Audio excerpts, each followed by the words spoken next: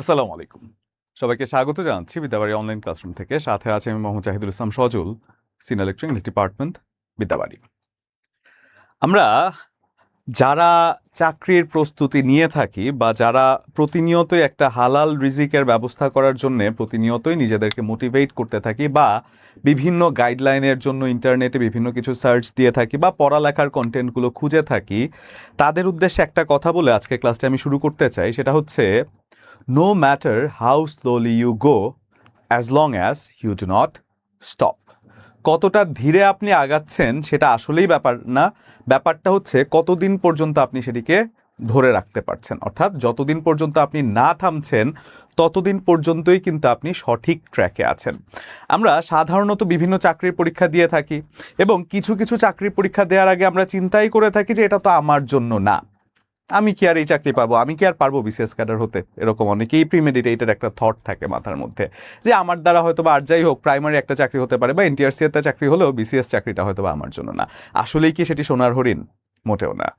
সেটি একমাত্র আপনার চেষ্টা এবং চেষ্টা পাশাপাশি নিয়তি তকদিরে যদি থাকে, সেই দুটোর উপরে ভিত্তি করে এবং আপনার গাইডলাইনটা কতটা গোছানো আছে সেই গাইডলাইনের উপরে ডিপেন্ড করেও কিন্তু অনেকাংশে এই সাফল্য নির্ভর করে। অনেক সময় আমাদেরকে দেখা যায় আমরা প্রতিনিয়তই ঘড়ির দিকে তাকিয়ে থাকি, ঘড়িতে কয়টা বাজে সময় মাপার ক্ষেত্রে, আমার ঘড়িতে আজকে কয়টা বাজে সময়ের পরিমাপক ক্ষেত্রেই কিন্তু আমরা দেখে থাকি ঘড়িটি। বাট আমি বলবো ঘড়িটি কেবল দেখেন না, সেই ঘড়িটি যে কাজটি করছে সে কাজটি করে যান। ঘড়িকে যদি আমরা এভাবে চিন্তা করে দেখি যে ঘড়ি প্রতিনিয়তই কিন্তু ঘুরছে, আমরা যখন ঘুমোচ্ছি তখনও ঘড়ির সেকেন্ডের কাঁটা ঘুরছে, মিনিটের কাঁটা ঘুরছে, ঘন্টার কাঁটা ঘুরছে। ঠিক তেমনি আমরা যখন জেগে আছি, আমরা যখন কর্মোদ্যম আছি, ঠিক তখনও কিন্তু ঘড়ির কাঁটা একই রকম করে ঘুরছে।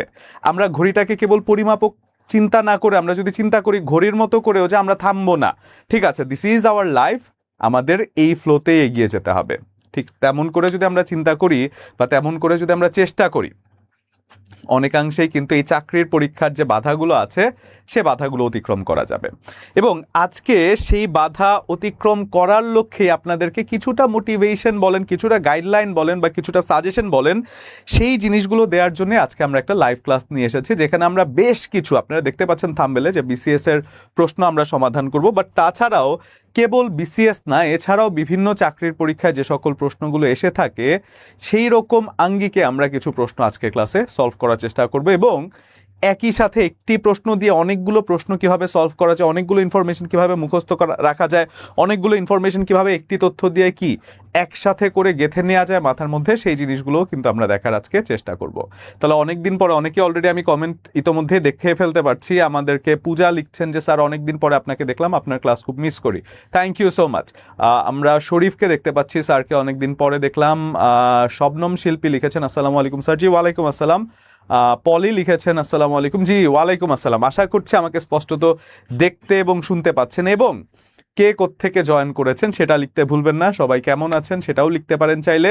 এবং আজকের ক্লাসে আমরা খুবই interesting, to be very specific, আগামী 51তম এবং 52তম বিসিএস থেকে শুরু করে বিভিন্ন চাকরির পরীক্ষায় যে সকল টপিকগুলো বারবার পরীক্ষায় আসে এবং সেই একটি টপিকের একটি প্রশ্ন পড়ে কিভাবে আমরা সেই টপিকের সর্বোচ্চ জায়গায় ঘুরে আসতে পারি বা সর্বোচ্চ প্রিপারেশন সেই টপিক থেকে নেওয়া যায়, সেই জিনিসগুলোই কিন্তু আজকে ক্লাসে আমরা দেখার চেষ্টা করব। তাহলে দেরি না করে তাড়াতাড়ি ক্লাসে জয়েন করে নেন এবং আরও মানুষ যেন ক্লাসে জয়েন করতে পারে সেজন্য ভিডিওটি চাইলে শেয়ার করে রাখতে পারেন, অথবা আপনারা নিউজ ফিডে আপনাদের যে ক্লাসটি আছে সেটিকে সেভ করে রাখতে পারেন, অথবা আপনাদের যারা ফ্রেন্ড আছে সেই ফ্রেন্ডদেরকে মেনশন করে দিতে পারেন। একজন কমেন্টে লিখেছেন যে স্যার আপনার মা কেমন আছে। জি আমার মা আলহামদুলিল্লাহ ভালো আছে, আপনাদের দোয়া করবেন। স্যারের ক্লাসের টেকনিক খুব মনে পড়ে, স্যারকে ভুলতে পারি না। Okay thank you so much. আমি অনেকগুলো কমেন্ট দেখতে পাচ্ছি, আপনার ক্লাস দেখে আর ফিরে যেতে পারি না স্যার। রুমা গোস্বামী লিখেছেন thank you so much. Miss your class, এটা লিখেছেন হচ্ছে Monira, thank you so much. Salma Akter Sylhet থেকে আছেন আমাদের সাথে, নওগাঁ থেকে আছেন হচ্ছে কে সুরভি আছেন। আচ্ছা, এরপরে ময়মনসিংহ থেকে আছেন মিনহাজ উদ্দিন, সিলেট থেকে আছেন হচ্ছে সেলিনা, নওগাঁ থেকে সুরভি, সেটা তো আমরা পড়েছি। আচ্ছা, রিয়া রুমা আছেন আমাদের সাথে, সরি রায়না না, আচ্ছা রিয়ানা রুমা। আসসালামু আলাইকুম স্যার, অনেকদিন পর আপনার ক্লাস পেলাম, অনেক ভালো লাগছে। আচ্ছা ঠিক আছে, আমরা তাহলে ভিডিওটি শেয়ার করে দিতে পারি অথবা আপনাদের ফ্রেন্ডরা যারা আছে তাদেরকে মেনশন করে দিতে পারি, যাতে করে আমরা গ্রেটেস্ট কি বলে অ্যামাউন্ট অফ স্টুডেন্ট নিয়ে আজকের ক্লাসটি কন্ডাক্ট করতে পারি।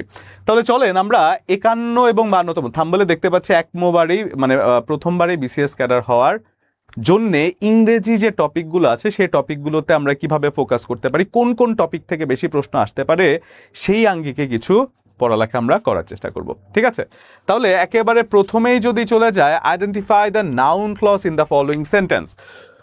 প্রথমে প্রশ্ন পড়ানোর আগে আমি যদি বলি, ইংরেজি টপিক থেকে সাধারণত কিছু কিছু প্রশ্ন বা কিছু কিছু টপিক আছে, বিসিএস বলেন বা আপনারা যদি ব্যাংক বলেন বা নবম দশম গ্রেড বা 11 থেকে 20তম গ্রেডের যত চাকরির পরীক্ষা আছে সেই চাকরির পরীক্ষায় কিছু কিছু টপিক আছে যে টপিক থেকে সাধারণত প্রশ্ন আসেই। তার মধ্যে ক্লজ একটি টপিক, যে ক্লজ থেকে আমরা সাধারণত প্রশ্ন আসতেই দেখি। এখন সেই ক্লজের মধ্যে যদি একেবারে প্রথমেই যদি বলি identify the noun clause in the sentence, এই একটি প্রশ্ন কেবল একটি প্রশ্ন না, আমরা এই একটি প্রশ্ন ধরে অনেকগুলো প্রশ্নকে সলভ করার চেষ্টা করব। অনেকাংশে ক্লজটাকে মোটামুটি সহজ করে আমরা একটু দেখার চেষ্টা করব, তাই তো? অলরেডি শিপন দাস কমেন্ট করে ফেলেছেন এটার অ্যান্সার, মিস ইউ স্যার লিখছেন Sanjid Alam, okay thank you so much. Barishal থেকে আছেন হচ্ছে আফিফা ইয়াসমিন, ঠিক আছে, থ্যাংক ইউ। আব্দুল আলিম আছেন হচ্ছে গাইবান্ধা থেকে, ইংরেজির একদমই অবস্থা খারাপ, ইংরেজি একদমই খারাপ না, ইংরেজিতে তো খারাপ হওয়া যাবে না, ইংরেজি তো ভালো হওয়ার কথা। আজকে যে টেকনিকগুলো দেখাবো সেই টেকনিকগুলো দেখলে তারপরে বুঝবেন ইংরেজিতে ভালো আছে নাকি খারাপ আছেন, আদৌ কি এটা কঠিন নাকি সহজ সেটা দেখা যাবে। দেখেন, প্রথম কথা হচ্ছে ক্লজ কি? ক্লজ হচ্ছে একটি খণ্ড বাক্য। ক্লজকে আমরা বাংলায় যদি বলি, প্রথমে আমরা একটু ক্লজটাকে বুঝে ফেলি। দেখেন, এখানে আমাদেরকে বলা হচ্ছে identify the noun clause in the sentence. এখানে প্রথমে যদি বলি হোয়াট ইজ ক্লজ, ক্লজ হচ্ছে খণ্ড বাক্য। এখন খণ্ড বাক্যের মানেটা কি? খণ্ড বাক্য হচ্ছে যেখানে একটি কি থাকবে, সাবজেক্ট ও একটি ফাইনাইট ভার্ব থাকবে। ফাইনাইট ভার্ব থাকবে। ফাইনাইট ভার্বগুলো কোনগুলো? যারা নাম্বার, পার্সন এবং টেন্স অনুযায়ী তাদের রূপের পরিবর্তন করতে পারে। এখন আমরা যদি বলি নাউন ক্লজ, এখানে ক্লজ যুক্ত যে অংশটি আছে সেই অংশটি অবশ্যই সেখানে একটি সাবজেক্ট ও একটি ফাইনাইট ভার্ব থাকবে। দেখেন, এখানে বলা হচ্ছে আইডেন্টিফাই দ্য নাউন ক্লজ। প্রথমে এখান থেকে ক্লজটাকে যদি বলি হোয়াট হি ওয়ান্টস, এটাও কিন্তু একটা ক্লজ, কারণ হি সাবজেক্ট আছে, ওয়ান্টস ফাইনাইট ভার্ব আছে। এখন নাউন ক্লজ যদি আমরা বলি, নাউন ক্লজের জায়গাটাকে ইট দিয়ে রিপ্লেস করা যায়, অর্থাৎ নাউন ক্লজটি সাধারণত নাউনের মতো করেই কাজ করে। যে কোনো একটি সেন্টেন্স থেকে আমরা নাউনকে যেমন করে খুঁজে বের করি কি প্রশ্নের উত্তরে, ঠিক তেমনি কি প্রশ্নের উত্তরে যদি কোনো একটা আন্ডারলাইনকৃত অংশ বা খণ্ড বাক্য উত্তরে চলে আসে, সেটিও কিন্তু নাউন ক্লজ হয়ে যায়। এখন আমরা যদি বলি I know what he wants, এখন আমি যদি প্রশ্ন করি আমি কি জানি, তাহলে উত্তরে চলে আসে হোয়াট হি ওয়ান্টস, তাই তো? I know what he wants, আমি কি জানি, হোয়াট হি ওয়ান্টস। এবার যদি আমরা যাই, এখানে একটা টেকনিক দিয়ে আমরা এটাকে চাইলে মনে রাখতে পারি। সে টেকনিকটা কি? যেহেতু ক্লাসে আছি আর টেকনিক হবে না সেটা তো হতেই পারে না। চলেন তাহলে এটাকে একটু টেকনিক দিয়ে আমরা মনে রাখার চেষ্টা করি। নাউন ক্লজটিকে আইটি, ইট কথাটি দ্বারা আপনি যদি রিপ্লেস করেন তাহলে একটি অর্থপূর্ণ বাক্য পাওয়া যায়। অর্থাৎ নাউন ক্লজের যে অংশটুকু আছে, এই হোয়াট হি ওয়ান্টস, এই জায়গাটাকে আপনি ধরেন মুছে ফেললেন, মুছে আপনি এখানে ইট কথাটি বসালেন, আইটি, ইট। এই ইট কথাটি বসালে একটি অর্থপূর্ণ বাক্য পাওয়া যায়। ফর এক্সাম্পল, আমি যদি বলি আই নো, এরপরে হচ্ছে ইট, এখন বলেন তো বাক্য হয়েছে? I know it, I know it কথাটি যদি বলি, ডেফিনেটলি সেটাকে একটি বাক্য হয়েছে? আপনারাই বলেন। হয়েছে। আপনার ক্লাসগুলো অনেক ভালো লাগে sir, thank you so much. 17 তারিখ বাংলাদেশ ব্যাংকের রেডি পরীক্ষা, তাই ইংরেজির উপর আপনার লাইভ ক্লাস চাই। Okay, thank you so much, I will try to conduct that. আচ্ছা, তাহলে যখন বলা হচ্ছে ইট কথাটি দ্বারা রিপ্লেস করা যাচ্ছে, তাহলে এটা নাউন ক্লজ হয়ে যায় এবং আমাদেরকে প্রশ্ন করা হচ্ছে যে কোনটি নাউন ক্লজ হিসেবে কাজ করছে। তাহলে হোয়াট হি ওয়ান্টস এই কথাটা যদি আমি বলি, সেটি একটি নাউন ক্লজ হয়ে যায়। তাহলে যদি আমরা দেখি অ্যান্সার ঠিক আছে কিনা, হোয়াট হি ওয়ান্টস। এখন এই প্রশ্নগুলো বিভিন্ন চাকরির পরীক্ষায় যেহেতু এসে থাকে এবং এই টপিকগুলো যেহেতু বিভিন্ন চাকরির পরীক্ষার জন্য গুরুত্বপূর্ণ, তাই এদেরকে কিভাবে সহজে মনে রাখা যায় বা এদেরকে কিভাবে একটি টপিক দিয়ে অনেকগুলো টপিককে কিভাবে চাইলে একই সাথে বোঝা যায়। এবং একটি টপিক আপনি এমনভাবে পড়বেন যাতে বিসিএস এ কাজ করে, প্রাইমারিতে কাজ করে, এনটিআরসি তে কাজ করে, বা ব্যাংকে কাজ করে, যে কোনো চাকরি পরীক্ষার জন্যই কিন্তু কাজ করে যাবে এই ক্লজটা যদি ভালো করে পড়ি। এখন আন্ডারলাইনকৃত অংশটা, আমরা ক্লজের একটা টেকনিক যদি আপনাদেরকে বলে দেই, যে যখন কোন একটি জায়গার মধ্যে আন্ডারলাইন করা আছে, সে আন্ডারলাইনকৃত অংশটায় যদি আমরা আইটি ইট কথাটি দিয়ে রিপ্লেস করি, সেটি যদি একটি অর্থপূর্ণ বাক্য পাওয়া যায়, বা ইট দ্বারা রিপ্লেস করলে যদি একটি অর্থপূর্ণ বাক্য হয়, তাহলে সেটি হয়ে যায় নাউন ক্লজ। ইট দ্বারা রিপ্লেস করলে যদি একটি অর্থপূর্ণ বাক্য পাওয়া যায়। এখন যদি ইট দ্বারা রিপ্লেস করলে অর্থপূর্ণ বাক্য না পাওয়া যায়, তাহলে সেটা হয়ে যায় অ্যাডভার্ব ক্লজ। জাস্ট এতটুকু মাথায় রাখেন যে ইট দ্বারা রিপ্লেস করলে অর্থপূর্ণ, খাতা কলম নিয়ে বসেছেন আশা করছি, অর্থপূর্ণ বাক্য না হলে, ইট দ্বারা রিপ্লেস করে অর্থপূর্ণ বাক্য না হলে সেটা হয়ে যায় অ্যাডভার্ব ক্লজ। তাহলে এই একটা টেকনিকে দুটো ক্লজ কিন্তু আমার হয়ে যাচ্ছে, একটি হচ্ছে নাউন ক্লজ, অপরটি হচ্ছে কি অ্যাডভার্ব ক্লজ। ইট দ্বারা রিপ্লেস করলে যদি অর্থপূর্ণ বাক্য আমরা পেয়ে যাই তাহলে সেটি নাউন ক্লজ, যদি ইট দ্বারা রিপ্লেস করলে অর্থপূর্ণ বাক্য না পাই তাহলে সেটি অ্যাডভার্ব ক্লজ হয়ে যায়। আশা করছি বুঝতে পেরেছেন এবং টেকনিকটি আশা করছি সারা জীবন কাজে লাগবে, তাই তো? গুরুত্বপূর্ণ শিক্ষক নিবন্ধনের প্রস্তুতি, একজনের নামটা আপনার নামটা আর একটু ছোট হলে ভালো হতো আমার কাছে মনে হয়। মোস্তাকিম বলছেন হোয়াট হি ওয়ান্টস। ওকে, ঠিক আছে, your technique is best, thank you so much. আচ্ছা, এবার আমরা যদি যাই তাহলে একটা প্রশ্ন হোয়াট হি ওয়ান্টস এটা আমাদের হয়েছে। এবার আসি কারেক্ট স্পেলিং। স্পেলিং থেকে সাধারণত অনেক প্রশ্ন আসতে আমরা দেখে থাকি বিভিন্ন চাকরির পরীক্ষায়। সেটা কেবল বিসিএস এ হবে এমন না, কেবল প্রাইমারিতে হবে এমন না, কেবল ব্যাংকের ক্ষেত্রে হবে এমন না, সকল চাকরির পরীক্ষার ক্ষেত্রে একটা টপিক আছে কমন, যেখান থেকে প্রতিনিয়তই প্রশ্ন আসতে দেখা যায়, সেটা হচ্ছে স্পেলিং কারেকশন, বিভিন্ন গুরুত্বপূর্ণ স্পেলিং, যার মধ্যে এখানেও একটা টেকনিক আছে। এখন আপনারা বলতে পারেন যে স্যার স্পেলিং এর আবার কি টেকনিক, এটা আবার কি বলছেন স্যার? স্পেলিং এর ক্ষেত্রেও যদি আমরা বলি কিছু কিছু টেকনিক আছে, যে টেকনিকগুলো যদি আমরা ফলো করে থাকি তাহলে অনেকাংশেই, কিছু যদি নাও পারেন তাহলে অনেকাংশে আপনার প্রশ্ন কমন পড়ে যাবে। যেমন ডাবল একটা টেকনিক আছে, ঠিক আছে? তাহলে এই ডাবল টেকনিকের কথা যদি আমরা বলি সেটি কেমন? কিছু কিছু ক্ষেত্রে কিছু কিছু স্পেলিং আছে যেখানে একই শব্দ বা একই অক্ষর দুইবার থাকে। যেমন অ্যাগ্রেশন, এই কথাটায় ডাবল টেকনিকটি অ্যাপ্রোপ্রিয়েট। ARRESSION, এটা হচ্ছে কি ডাবল টেকনিক, তাই তো? ডাবল টেকনিক, এটা জাস্ট মাথায় রাখবেন। এখানে দেখেন ARRESSION, aggression, which is appropriate spelling. এরকম আরো কিছু শব্দ আছে, যেমন আমি যদি বলি কমিটি, COMMITTEE, দেখেন আপনি জানেন না, কিন্তু এই যে ডাবল হিসাব করে পরীক্ষার হলে কমন আপনার পড়েনি, কিন্তু ডাবল হিসাব করে দেখেন প্রত্যেকটাই জোড়া আছে, ডাবল এম আছে, double T, double E, committee. Assessment, ঠিক তেমনি অ্যাসেসমেন্ট যদি আপনি বলেন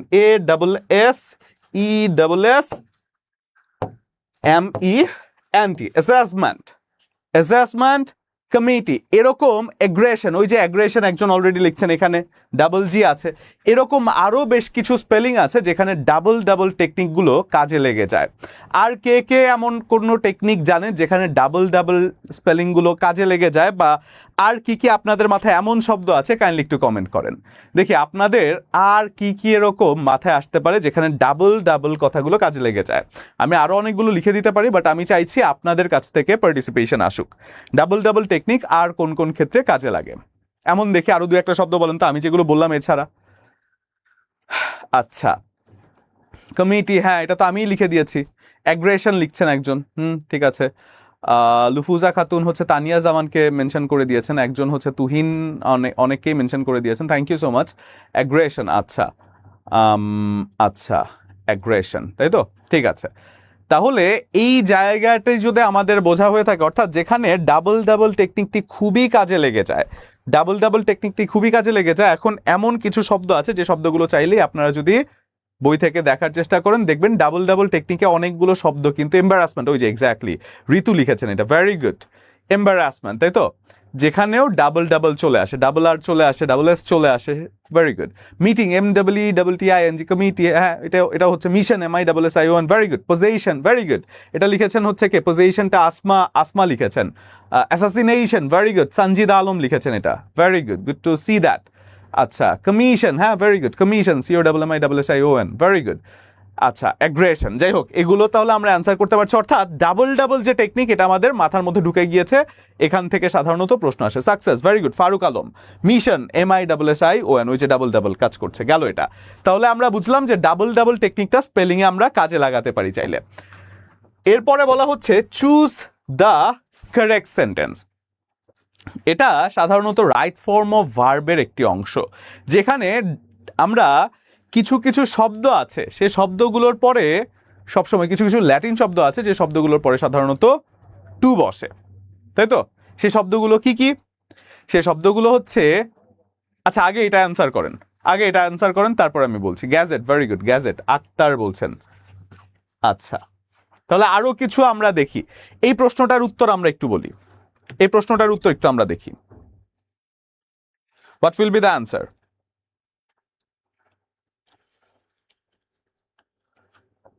আমি ঠিক 20 সেকেন্ড সময় দিচ্ছি। আচ্ছা, শিপন দাস লিখেছেন, শিপন দাস একটা অ্যান্সার করেছেন, ভেরি গুড। আর আচ্ছা, সি লিখেছেন হচ্ছে সি অনেকেই লিখেছেন, গুড গুড। জি আমি ভালো আছি, Raisa Islam, he is senior to me বলছেন, ওকে। আচ্ছা আচ্ছা, সি বলছেন, তাই তো? সি বলছেন, ম্যাক্সিমামই হচ্ছে সি বলছেন। ডায়রিয়া, আচ্ছা, টু। এখন শব্দগুলো একটু দেখে নেই যে কোন শব্দগুলোর পরে সাধারণত টু বসে। সে শব্দগুলো হচ্ছে কি? Senior to, junior to, superior to, inferior to, এই জাতীয় শব্দগুলোর পরে সাধারণত টু বসে। শব্দগুলো কি কি আসেন আমরা একটু দেখে ফেলি। শব্দগুলো হচ্ছে সিনিয়র টু, সিনিয়র টু, তারপরে আমরা যদি বলি junior to, junior to, superior two,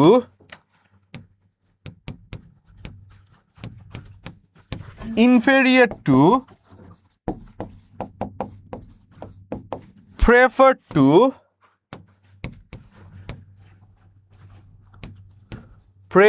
to, stick to, adjacent to,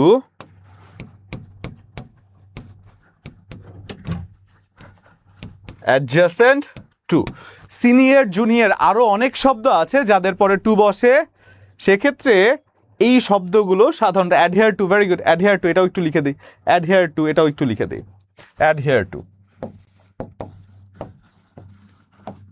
adhere to. আরো অনেক শব্দ আছে যাদের পরে টু বসে, কিন্তু এই শব্দগুলো হচ্ছে মোস্টলি ইম্পর্টেন্ট, যাদের পরে সাধারণত টু বসে থাকে। তাহলে senior, junior, superior, inferior, prefer, inferior to, stick to, adjacent to, adhere to, এই জাতীয় শব্দগুলোর সাথে টু বসে। এখানে মানে ঝামেলা যে জায়গায় হয়, সেই ঝামেলাটা হচ্ছে আমরা সাধারণত এই জাতীয় কথাগুলোতে দ্যান বসিয়ে বেশি অভ্যস্ত। হি সিনিয়র দ্যান মি, বা আই অ্যাম সিনিয়র দ্যান হিম, এরকম আসলে বলতে সুন্দর লাগে। এবং ইংরেজি উত্তর করার ক্ষেত্রে আমরা সাধারণত একটা স্ট্র্যাটেজি ফলো করে থাকি। সে স্ট্র্যাটেজিটা হচ্ছে এরকম যে যেটা পড়তে সুন্দর লাগছে সেটাই অ্যান্সার। তো সেই হিসেবে পড়তে সুন্দর, কিন্তু দ্যানটা বেশি পড়তে সুন্দর লাগে, but would that be answer? জীবনেও না। সেক্ষেত্রে অ্যান্সারটা হয়ে যাবে কি? যেখানে ল্যাটিন কম্পারেটিভ ডিগ্রি এই জাতীয় শব্দগুলোর পরে সাধারণত টু কথাটি বসে যায়, তাই তো? তাহলে এটার অ্যান্সার যদি আমি বলি, এটার অ্যান্সার কি হবে বলেন? টু দুই জায়গায় আছে, এখানে দুই জায়গার মধ্যে কোনটা অ্যান্সার হবে বলেন, কমেন্ট করেন। স্টিক টু বলছেন অদিতি দাস, ওকে, ভেরি গুড। প্রেফার টু, হ্যাঁ ঠিক আছে। আচ্ছা, অ্যাডিক্টেড টু, হ্যাঁ হয়েছে। স্যার এটাও আপনার টেকনিক দিয়ে মনে রাখি, আশীর্বাদ করবেন স্যার, কিছু একটা যেন করতে পারে। অবশ্যই, অনেক দোয়া রইল পূজা। আচ্ছা স্যার, আপনি সবসময় ব্যস্ত, ওকে, থ্যাংক ইউ সো মাচ। আমি বিদ্যাবাড়ি এগুলো আমার আচ্ছা আচ্ছা ঠিক আছে। আচ্ছা, সি হবে, তাই তো? সি হবে। তাহলে এটার অ্যান্সার হয়ে যাচ্ছে হি ইজ সিনিয়র টু মি, এখানে আরেকটা রিডান্ডেন্সি আছে। দেখেন মোর সিনিয়র টু মি, এখানে মোর কথাটি দরকার নাই, কারণ সিনিয়র কথাটি অলরেডি কম্পারেটিভে চলে যায়, তাহলে মোর যদি আপনি দেন আবার সেটা রিডান্ডেন্সি বা বাহুল্য দোষ হয়ে যায়, এখানে মোর দেওয়ার প্রয়োজন নেই। গেল তাহলে এটা। এরপরের অ্যান্সারটা যদি আমরা বলি, identify the correct passive voice of who did this.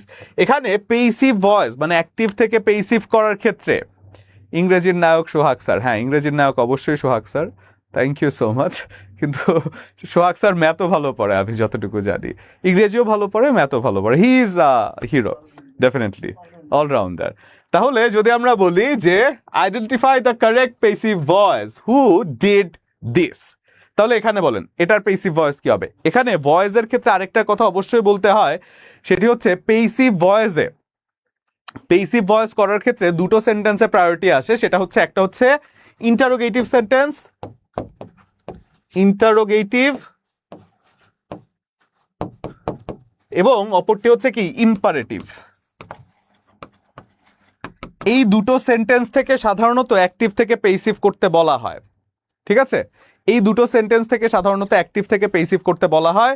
তাহলে যদি আমরা বলি যে ইন্টারোগেটিভ সেন্টেন্স, এখানে আমরা দেখি যে হু আছে, যখন হু কথাটি থাকলে আমরা সাধারণত বাই হুম কথাটি নিয়ে আসি।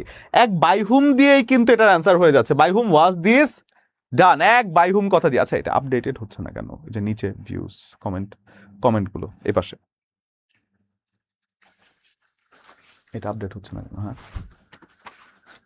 তাহলে হু থাকলে যে বাই হুম হয়, জাস্ট এতটুকু মাথায় রাখলেই কিন্তু আমাদের কাজ হয়ে যায়। হু থাকলে বাই হুম হয়ে যায়। তাহলে বাই হুম মানে আমরা যদি এখানে বলি এটার টেকনিকটা কি, বা এটা আসলে কিভাবে করতে হয়, আমরা সাধারণত ইন্টারোগেটিভ সেন্টেন্সে যদি হু দেখতে পাই, তাহলে এটাকে পেসিভ করার ক্ষেত্রে যে স্ট্রাকচারটি আমরা ফলো করে থাকি সেটা হচ্ছে প্রথমে আমরা বাই হুম নিয়ে আসি, হু থাকলে প্রথমে বাই হুম নিয়ে আসি, প্লাস অক্সিলারি ভার্ব নিয়ে আসি, প্লাস সাবজেক্ট নিয়ে আসি, প্লাস ভার্বের পাস্ট পার্টিসিপল ফর্ম নিয়ে আসি। এবং আমাদের মাথায় রাখতে হবে পেসিভ ভয়েসে সবসময় ভার্বের পাস্ট পার্টিসিপল ফর্মটি হবে, ভার্বের পাস্ট পার্টিসিপল ফর্ম ছাড়া কখনো পেসিভ ভয়েস হতে পারে না। তাহলে এটা খুব সাবলীলভাবে আমরা বলতে পারি, এটা অ্যান্সার হয়ে যাবে by hmm was this done. গেল দ্বিতীয় কোয়েশ্চেন, আমাদের আরেকটা কোয়েশ্চেন। এরপরে আসি, he is a man to depend on. এখানে the underline part is a, to depend on এই কথাটি আসলে কি হিসেবে কাজ করছে? Underline part identification of phrase, এই টপিকটা হচ্ছে আইডেন্টিফিকেশন অফ ফ্রেজ। যেই প্রশ্নগুলো ফ্রেজ এবং ক্লজ, যে প্রশ্নগুলো বিসিএস এ থাকবেই, বিগত 50তমতে এসেছে, এর আগের 49 বলেন, 47 বলেন, 48 বলেন, যে কোনো বিসিএস এই আইডেন্টিফিকেশন অফ ফ্রেজ থেকে একটি প্রশ্ন কিন্তু এসেই থাকে। তাহলে যদি আমরা বলি এখানে হি is a man to depend on, এখানে টু ডিপেন্ড অন কথাটি কি হিসেবে কাজ করছে? টু ডিপেন্ড অন কথাটি কি হিসেবে কাজ করছে একটু কমেন্ট করবেন কাইন্ডলি।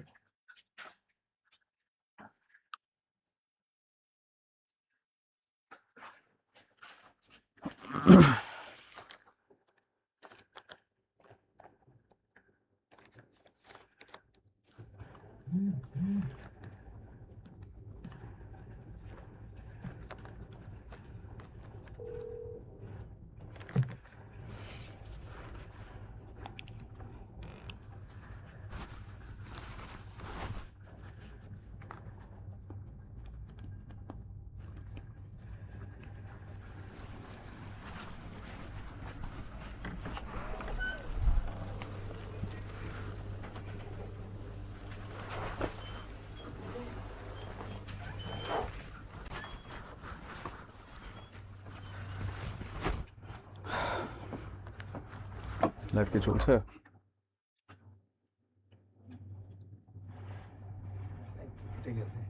কেটে গেছে? কেটে গেল কেন?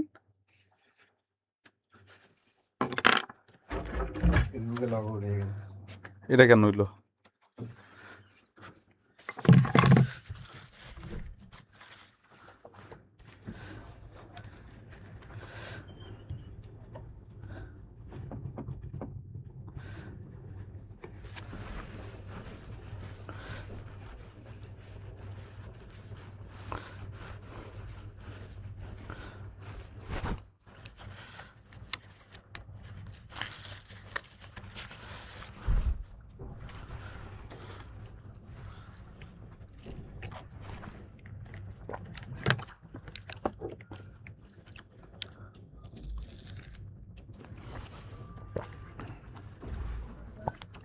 তো হুইসেটা কি?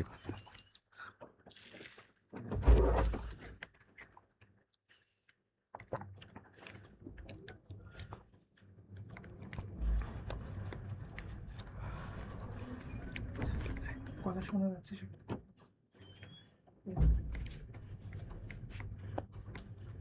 পাসওয়ার্ড শোনা যাবে তাহলে ইয়েটা বন্ধ করে দেন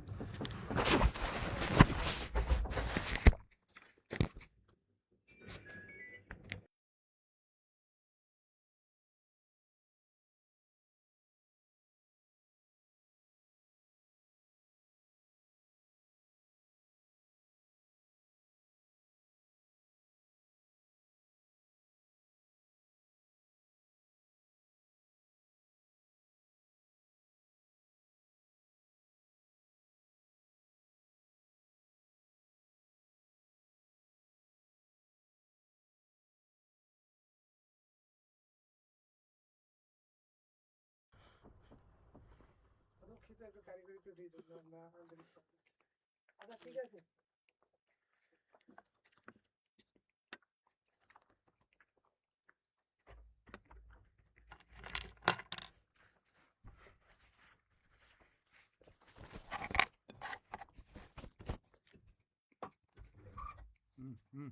যাই নাই ইন্টারভিউ জন্য কোনো আছে হ্যাঁ ঠিক আছে ঠিক আছে ওকে ওকে হ্যাঁ ঠিক আছে যাবে না লাইভে দিতে ওকে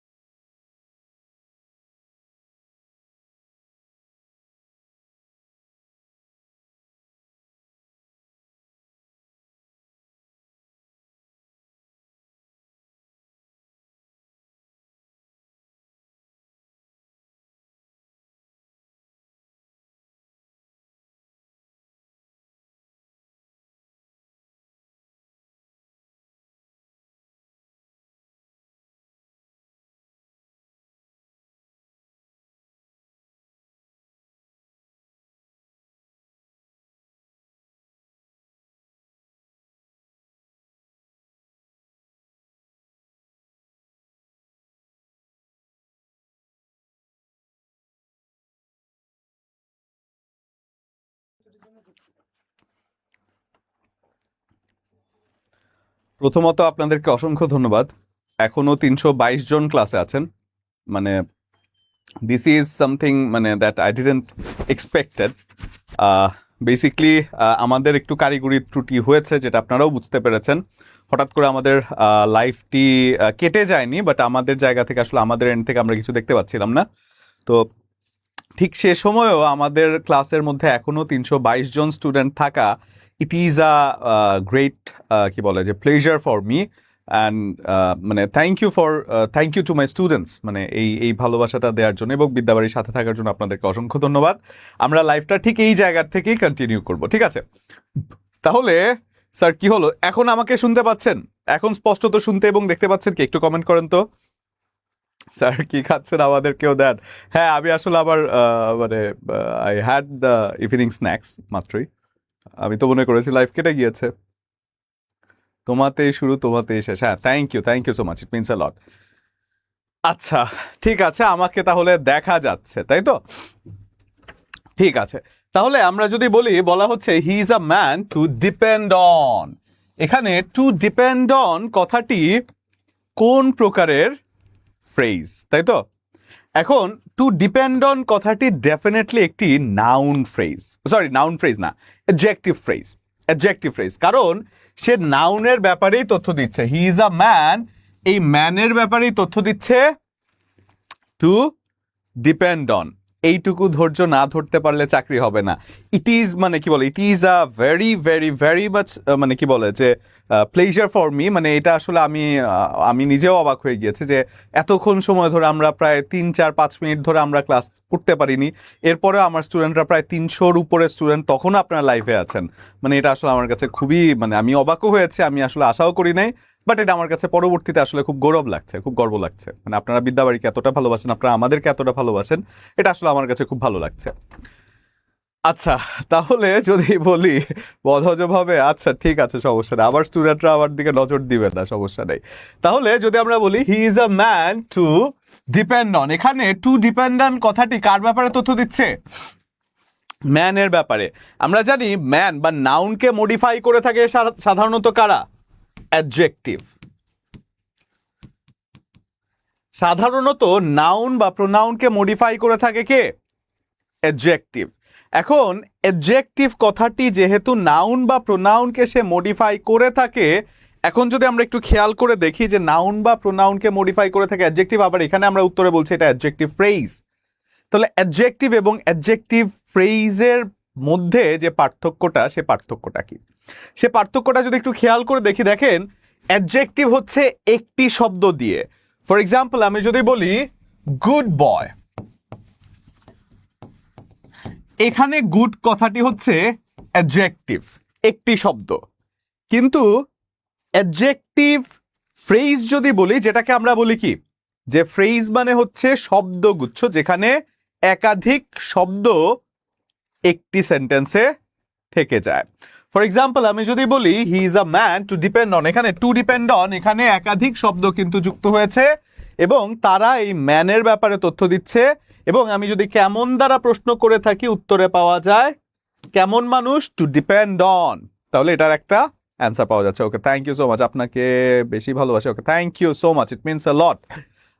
প্রিয় মুখটা দেখার অপেক্ষা থেকে। Okay, thank you so much. Taqwa, আমি কি নামটা ঠিক মতো পড়েছি? হ্যাঁ, Taqwa. Puja, thank you, it means a lot. তারপরে হচ্ছে নাম উঠে গিয়েছে। আচ্ছা, মানে যে কমেন্টগুলো করছেন একটু আরো একবার যদি করেন তাহলে আমি আরেকবার পড়তে পারবো আর কি। আপনার ক্লাস সর্বদা আনন্দদায়ক। আচ্ছা, জয় জয়, আচ্ছা আর্জেন্টাইন ফ্যান না? আচ্ছা, তাহলে আমরা যদি বলি এটা হয়ে যাচ্ছে অ্যাডজেক্টিভ ফ্রেজ, তাই তো? তাহলে যা কিনা নাউন বা প্রোনাউনের ব্যাপারে তথ্য দিচ্ছে। এরপরে যদি যাই, who read the poem Ozymandias? Literature, যে লিটারেচার পার্ট থেকে বিসিএস এ সাধারণত 15টি প্রশ্ন আসে। লিটারেচার পার্ট থেকে সাধারণত 15টি প্রশ্ন আসে এবং গ্রামার পার্ট থেকে এতদিন ধরে 15টি আসতো, 20টি আসতো, কিন্তু এখন থেকে 15টি প্রশ্নই আসবে। এই 15 30 মার্কস হচ্ছে ইংরেজি সাহিত্য এবং ইংরেজি ব্যাকরণ, এই দুটো অংশ মিলিয়ে ইংরেজি পার্টে বিসিএস এ। কিন্তু কেবল বিসিএস এর জন্যই কি আমাদের লিটারেচার গুরুত্বপূর্ণ? না, কেবল বিসিএস এর জন্য লিটারেচারটা গুরুত্বপূর্ণ না। লিটারেচার এর পাশাপাশিও প্রাইমারি বলেন, এনটিআরসিএ বলেন, এছাড়াও যদি বিভিন্ন জায়গায় যে কোনো নবম দশম গ্রেড থেকে শুরু করে 11 থেকে 20তম গ্রেড যে কোনো জায়গায় চাকরি পরীক্ষায় কিন্তু এই লিটারেচার থেকে প্রশ্ন এসে থাকে। তাহলে দেখেন ওজিমেন্ডিয়াস যে কথাটি আসলে কার, বা যে পোয়েমটি, এটি কার লেখা পোয়েম বলেন তো? পিবি শেলি, এটা খুবই ফেমাস একটা গ্রন্থ। PB Shelley, John Keats, Lord Byron, William Wordsworth, এই গ্রন্থটি কার? আচ্ছা, জন্ম থেকে কর্ম বড়। ওকে, ভেরি গুড, সুন্দর একটা কথা বলেছেন। আসসালামু আলাইকুম স্যার, আপনার ক্লাস খুবই ভালো লাগে, thank you so much. Salma PB Shelley বলছেন Sanjida Alam. Okay, thank you sir, অনেকদিন পর আপনার ক্লাসে। Zaki Afroz, okay, welcome sir. আপনার আগের ক্লাসগুলো খুঁজে পাই না কেন? আচ্ছা, এটা তো আসলে আমার জানা নেই। স্যার আপনার ক্লাস অসাধারণ লাগে, অন্তরাত্মাই সব। আচ্ছা, সুন্দর নাম, অন্তরাত্মা। আচ্ছা, পিবি শেলি বলছেন আমাদের সাথে হচ্ছে সুলতানা রাজা। আচ্ছা, পিবি শেলি, অনেকেই বলছেন পিবি শেলি, তাই তো? স্যার আপনার টেকনিকগুলো কিছু একটা লিখেছিলেন মনে হয়, টেকনিক অনেক দেন, ভালো লাগে। আচ্ছা, থ্যাংক ইউ স্যার, আপনার ক্লাস অনেক ভালো লাগে, মোটামুটি এটাই। আচ্ছা, তাহলে যদি আমরা বলি যে পিবি শেলি, আচ্ছা, তাহলে Ozymandias is a poem which is written by PB Shelley. You are absolutely right, এটা লিখেছেন হচ্ছে কে? PB Shelley.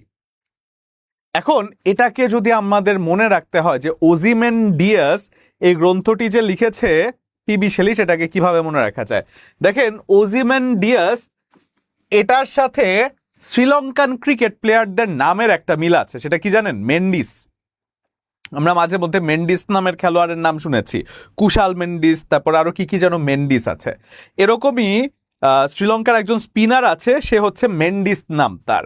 এখন স্পিনারদের কাজ হচ্ছে বলকে প্রচুর ঘুরায়, তাই তো? খুব ঘুরিয়ে ফিরিয়ে তারা বল করে, এমনভাবে বল করে যাদের বল কেউ খেলতে পারে না। এখন যদি আমরা বলি পিবি শেলি, যার নামের উচ্চারণ আমি কমেন্টে দেখেছি একজন বলছিল যে পাশের বাড়ির শালি, মানে পিতে পাশের, বিতে বাড়ির, আর মানে শেলিতে সে শালি বলেছেন, হুইচ ইজ অ্যাবসলিউটলি ফাইন, মানে মনে রাখার জন্য আপনারা অনেক কিছুই করেছেন। এখন এটাকে যদি মনে রাখি যে ধরেন কোনো একজন ভদ্রলোক তার শালি তাকে মেন্ডিসের মতো, মেন্ডিসের বলের মতো তাকে নাকে দড়ি দিয়ে ঘুরায়, এটা কিনে দিতে বলে, সেটা কিনে দিতে বলে, এবং বেচারা অপারগ হয়ে বা অসহায় হয়ে সবকিছু সে কিনে দেয়, তাই তো? তাহলে যদি বলি মেন্ডিসের মতো কে ঘুরায়, এই যে শালিকা, তাই তো? পাশের বাড়ির শালিকা যেটা বলেছিলেন একজন, তো সেই পাশের বাড়ির শালিকা একজন ভদ্রলোককে মেন্ডিসের মতো ঘুরাচ্ছে, তাই তো? তাহলে পিবি শেলি, হ্যাঁ অজন্তা মেন্ডিস, এটা কে লিখেছেন? জহিরুল ইসলাম, ভেরি গুড। এই অজন্তা মেন্ডিসের কথাই বলছি।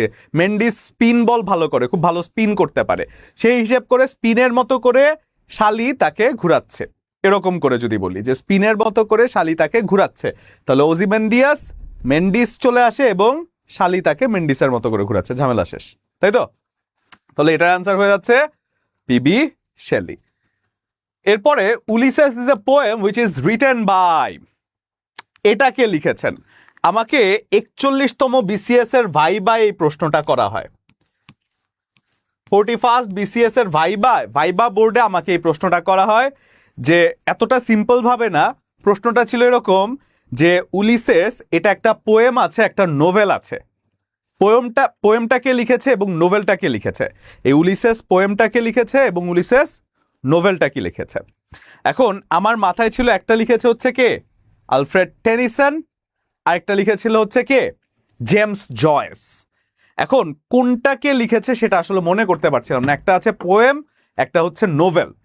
এখন এদেরকে যদি সহজ করে মনে রাখতে চাই যে উলিসেস পোয়েমটাকে লিখেছে, উলিসেস পোয়েমটা লিখেছে হচ্ছে কি আলফ্রেড টেনিসন, আলফ্রেড টেনিসন লিখেছেন উলিসেস পোয়েম। এটাকে একটু টেকনিক করে আমরা মনে রাখার চেষ্টা করি। দেখেন খেয়াল করে যদি দেখি, উলিসেস হচ্ছে একটা পোয়েম, পোয়েম যখন থাকে কবিরা অনেক সময়, আপনি ধরেন একটা কবিতা লিখছেন, আপনার ধরেন যে কবিতার ভাবটি, সেই কবিতার ভাবটি 4 লাইনে শেষ হয়ে গেল, তাই তো? 4 লাইনে আপনার কবিতার ভাবটি শেষ হয়ে গেল, কিন্তু আপনি চিন্তা করলেন যে একটা কবিতা যেহেতু লিখবো, এত ছোট করে লিখলে তো কেমন কেমন একটা লাগে না, তো সেজন্য এটাকে টেনে একটু বড় করছেন লাইনগুলোকে, ওই 4 লাইনের কবিতাকে টেনে আপনি আরো কিছু লাইন যুক্ত করছেন, আরো কিছু কথা লিখছেন, তাই তো?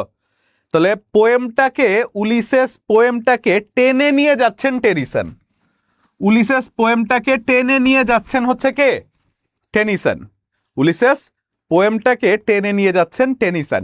এবং উলিসেস যে নোভেলটা আছে,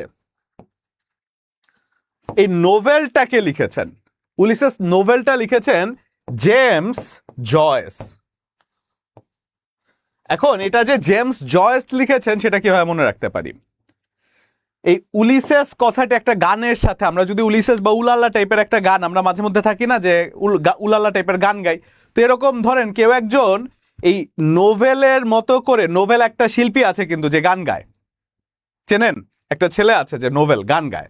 এখন কেউ একজন এই নোভেলের মতো করে জয়ফুল অবস্থায়, কেউ একজন এই নোভেলের মতো করে জয়ফুল অবস্থায় উলিসেস নোভেলটি গেয়েছে বা নোভেলটি লিখেছে। তাহলে উলিসেসের সাথে নোভেল চলে আসে যখন সে জয়ফুল অবস্থায় কাজটি করে, তাই তো? তাহলে Ulysses novel which is written by James Joyce, তাই তো? এবং উলিসেস পোয়েমটাকে মানুষ টেনে নিয়ে বড় করে, টেনে নিয়ে কি করে, বড় করে। তাহলে উলিসেস পোয়েমটাকে মানুষ টেনে নিয়ে বড় করে, কিন্তু নোভেলটা হচ্ছে কে, নোভেলের মতো করে গান গাইতে গাইতে জয়ফুল অবস্থায় সে গান গায়। আমরা যখন খুব জয়ফুল অবস্থায় থাকি তখন কিন্তু আমরা গান গাই। তাহলে উলিসেস নোভেলটি লিখেছেন হচ্ছে জেমস জয়েস, কিন্তু পোয়েমটি লিখেছেন হচ্ছে কে, এই আলফ্রেড টেনিসন। টেকনিক হচ্ছে পোয়েমটাকে টেনে বড় করছেন আর জয়ফুল অবস্থায় গান গাইছেন। বলেন এবার আর ভুলবেন? খুবই ট্রিকি একটা জায়গা, কিন্তু আশা করছি এখন থেকে আর আপনার এই ব্যাপারে কনফিউশন হবে না। নোভেলটা লিখেছেন হচ্ছে জেমস জয়েস, নোভেলটা লিখেছেন হচ্ছে কে, হ্যাঁ জেমস জয়েস, এবং পোয়েমটা লিখেছেন আলফ্রেড টেনিসন। বলেন কেমন লাগলো? মজা না জিনিসটা? এবার আর ভুলবেন এই উলিসেসের যে দুটো পোয়েম এবং নোভেল।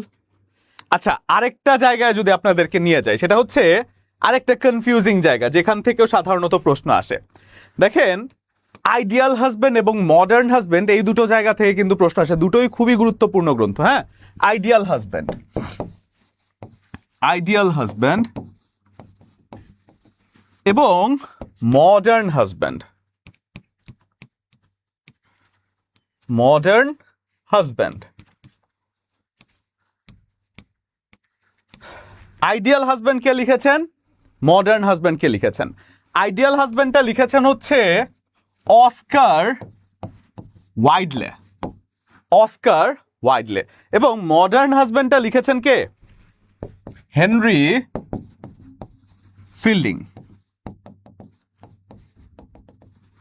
আইডিয়াল হাজবেন্ডটা লিখেছেন অস্কার ওয়াইডলে এবং মডার্ন হাজবেন্ডটা লিখেছেন হেনরি ফিল্ডিং। এখন এদেরকে কিভাবে মনে রাখা যায় খেয়াল করে দেখি। যদি বলি আইডিয়াল হাজবেন্ড মানে আদর্শ স্বামী, আইডিয়াল হাজবেন্ড বা আদর্শ স্বামী যদি বলি, এই 2026 সালে যেই সময় এসে কিডনি দিয়ে মানুষ ধরে রাখা যায় না, সেই সময় যদি আপনি একটা আইডিয়াল হাজবেন্ড পেয়ে যান যে হচ্ছে কি মানে আদর্শ স্বামী, তাহলে তাকে একটা অস্কার পুরস্কার দিলেও কম হবে, তাই তো? আইডিয়াল হাজবেন্ডকে আপনি যদি অস্কার পুরস্কার দেন তাহলেও তার জন্য সেটা কম হয়ে যাবে, তাকে আরো কিছু দেয়া দরকার, তাকে অস্কারের বেশি নোবেল প্রাইজ দেওয়া উচিত, আইডিয়াল হাজবেন্ডকে অস্কার পুরস্কার দেওয়া উচিত। এবং যদি আমরা বলি মডার্ন হাজবেন্ড, সেটা লিখেছেন হচ্ছে কে, হেনরি ফিল্ডিং। কিভাবে মনে রাখতে পারি? কারোর হাজবেন্ড বেশি মডার্ন দেখে সে ফিল্ডিং মারতে পটু থাকে বা ফিল্ডিং মারতে পারদর্শী থাকে, তাই তো? তাহলে যদি আমরা বলি মডার্ন হাজবেন্ডরা ফিল্ডিং মারে, ওয়্যারঅ্যাজ আইডিয়াল হাজবেন্ডকে অস্কার দিতে হয়, আইডিয়াল হাজবেন্ডকে অস্কার দিতে হয়, মডার্ন হাজবেন্ড হচ্ছে কি ফিল্ডিং মারায় পারদর্শী। এবার আশা করছি আইডিয়াল হাজবেন্ড এবং মডার্ন হাজবেন্ড নিয়ে আপনাদের কোনো কনফিউশন হবে না, তাই তো? শেয়ার ডান, ওকে, ভেরি গুড। তাহলে যদি আমরা বলি যে আইডিয়াল হাজবেন্ড এবং মডার্ন হাজবেন্ডের যে পার্থক্য আছে সেই জিনিসটাও কিন্তু আমরা দেখে ফেললাম, পাশাপাশি উলিসেস পোয়েম এবং উলিসেস নোভেল এই দুটো জায়গাও কিন্তু আমরা দেখে ফেললাম, তাই তো? আচ্ছা, এবার আমরা যদি তারপরের কোয়েশ্চেনে চলে যাই, বলা হচ্ছে হু is known as the poet of nature. Poet of nature K? Who is known as the poet of nature? K poet of nature বলে পরিচিত বলেন তো? Poet of nature, who is known as the poet of nature, who is known as the poet of nature? আচ্ছা, কেউ কেউ হাসছেন। ভাই, technique করার জন্য আমরা অনেক সময় অনেক কিছুই বানিয়ে থাকি, এগুলোকে খুব একটা সিরিয়াসলি নেওয়ার প্রয়োজন নাই, মনে রাখার জন্য আমরা অনেক কিছুই করে থাকি। হ্যাঁ, মডার্ন হাজবেন্ড হেনরি ফিল্ডিং, আচ্ছা ঠিক আছে। এখন এটা যদি একটু খেয়াল করে দেখি, the poet of nature, who is known as the poet of nature, কে আসলে পোয়েট অফ নেচার হিসেবে পরিচিত বলেন? এবার দেখি এটা কে লিখতে পারেন। ইন্টারেস্টিং, ইন্টারেস্টিং এ দেখেছেন কি আরো কত ইন্টারেস্টিং আমরা জুম ক্লাসে করি, আরো কত ইন্টারেস্টিং ভাবে পড়ালেখা করি। আচ্ছা, লিটারেচারের যে ক্লাসগুলো আছে সেই ক্লাসগুলো প্রত্যেকটা অংশে আমরা সাধারণত টেকনিক দিয়ে পড়ে থাকি, এবং যারা আমার স্টুডেন্ট আছেন আগে পরে ক্লাস করেছেন তারা খুব ভালো করে বলতে পারবেন। আচ্ছা, কাকন ফখরুল বলছেন স্যার আপনার পড়ানো স্টাইল খুবই ভালো, thank you so much. Suman বলছেন উইলিয়াম ওয়ার্ডসওয়ার্থ। জন কিডস বলছেন হচ্ছে নাজিম হোসাইন। আচ্ছা, জন কিডস বলছেন হচ্ছে জান্নাত, না। ওয়ার্ডসওয়ার্থ বলছেন, রুমা বলছেন জি স্যার, আচ্ছা দারুণ হয়েছে স্যার, আচ্ছা ঠিক আছে, থ্যাংক ইউ। আরেকজন তো এখনো হাসছেন, ঠিক আছে হাসেন, সমস্যা নেই, আমাদের হাসি সুন্দর, আমাদের হাসতে সমস্যা কি, হাসতে থাকেন, ঠিক আছে। তাহলে এবার যদি আমরা বলি আমি আছি স্যার, না ঠিক আছে। জন কিডস, কাজল রেখা বলছেন, শাহেদ সুমি বলছেন বি, শারমিন আক্তার বলছেন বি। আমি স্টুডেন্টস না, আমি স্টুডেন্ট। হ্যাঁ, তারপরে যদি আমরা বলি সেলিম বলছেন হচ্ছে B, William Wordsworth, yes sir. Bidyabari মানেই সেরা teachers combination, thank you so much. Riya Islam Ratri, আচ্ছা। Sadia Jasmin, William Wordsworth. John Keats বলছেন, আচ্ছা জন কিডস, আচ্ছা জন কিডস এবং উইলিয়াম ওয়ার্ডসওয়ার্থ নিয়ে আপনাদের কনফিউশন, তাই তো? এখন আসেন এটাকে একটু সহজ করে দিই। জন কিডসের টাইটেলটাকে আমরা আলাদা জায়গায় নিয়ে যাই, এবং উইলিয়াম ওয়ার্ডসওয়ার্থের যে টাইটেলগুলো আছে সেগুলোকে আমরা একটু আলাদা জায়গায় নিয়ে যাই। প্রথমে আমরা যদি বলি জন কিডস, যার নাম বা যার টাইটেল হচ্ছে কি জানেন? Poet of beauty. John Keats, সে পোয়েট অফ নেচার না। আপনাদের যে কনফিউশনটা, সেই কনফিউশনটা একটু আমরা ক্লিয়ার করে দিই।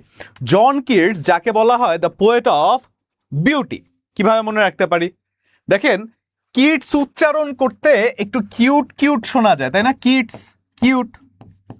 জন কিটস, জন কিউট, তাই তো? এখন জন কিউট ছিল বলেই সে পোয়েট অফ বিউটি। আমরা কাউকে যাকে আমার দেখতে সুন্দর লাগে তাকে আমরা বলি না যে আপনি অনেক কিউট, এরকম করে তো বলে থাকি। তাহলে যদি আমরা বলি যে জন কিটস সে কিউট ছিল বলে, জন কিটস সে কিউট ছিল বলে সেই হয়ে যাচ্ছে পোয়েট অফ বিউটি, তাই তো? তাহলে জন কিটসকে আলাদা করে ফেলি আমরা, জন কিটসটাকে আলাদা করে ফেলি। John Keats is known as the poet of beauty, গেল এটা। এখন বাকি রইল উইলিয়াম ওয়ার্ডসওয়ার্থ, তার জায়গাগুলো একটু দেখে ফেলি, আপডেটেড হচ্ছে না আবার। এখন জন কিটসের পরে যদি আমি বলি উইলিয়াম ওয়ার্ডসওয়ার্থ, তার জায়গাগুলো যদি একটু মনে রাখি। উইলিয়াম ওয়ার্ডসওয়ার্থ, যার 3টা টাইটেল আছে, তাকে একই সাথে বলা যায় কি? Poet of nature, poet of nature, poet of childhood,